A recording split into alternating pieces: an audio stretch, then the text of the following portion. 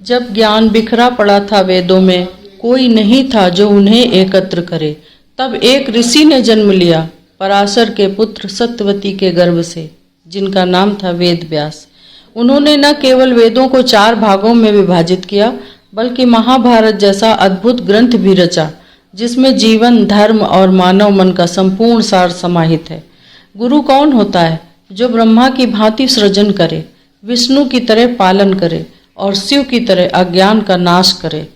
व्यास वही त्रिगुणात्मक गुरु हैं, जिनके कारण आज वेद सुगम है, ज्ञान सुलभ है और धर्म संरक्षित है। इसलिए गुरु पूर्णिमा वास्तव में व्यास पूर्णिमा है, जिस दिन हम नमन करते हैं उस आदि गुरु को, जिसने हमें शब्द में ब्रह्म का दर्शन करवाया। व्यासाय विष्णु रूपाय व्यास रूपाय विष्णवे नमो वै ब्रह्मनिधये वसिष्ठाय नमो नमः।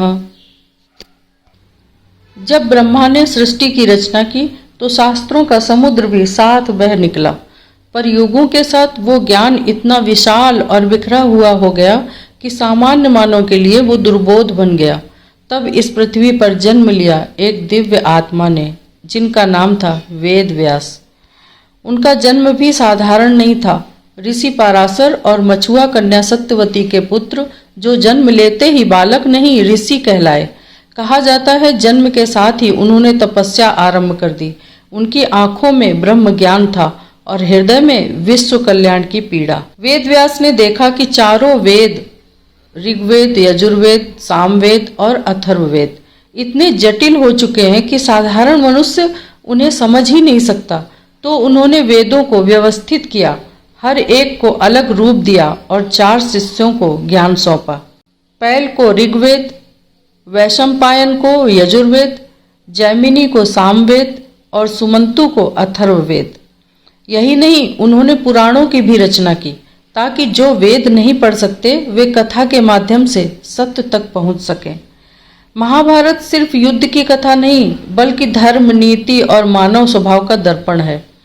और उस ग्रंथ को रचने वाले कोई कवि नहीं, बल्कि गुरु स्वयं थे, व्यास जी।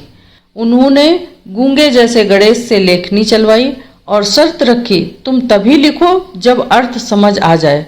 गुरु वही है जो सोचने को विवश कर दे। वेद व्यास ने ज्ञान को जीवन से जोड़ा, संस्कृति को शब्दों में बांधा और गुरु का वो रूप दिया जिसमें शिष्य ही नहीं पूरा युग आगे बढ़ सके। वो न केवल एक लेखक थे, वो एक सेतु थे, ब्रह्म और जगत के बीच, शब्द और अनुभव के बीच। इसीलिए हम इसे गुरु पूर्णिमा नहीं, व्यास पूर्णिमा कहते हैं, क्योंकि गुरु की कल्पना पहली बार साकार हुई थी वेद व्यास में। नमोस्तुते व्यास विशाल बुद्धे पुल्लार विंदायत पत्र नेत्र येन त्वया भारतैल पूर्णः प्रज्वालितो ज्ञानमया प्रदीपः। हे व्यास, तुम्हारे कारण ही ज्ञान का दीपक आज भी जलता है। तुम केवल लेखक नहीं, तुम गुरु तत्व के मूल हो। गुरु पूर्णिमा की हार्दिक शुभकामनाएं।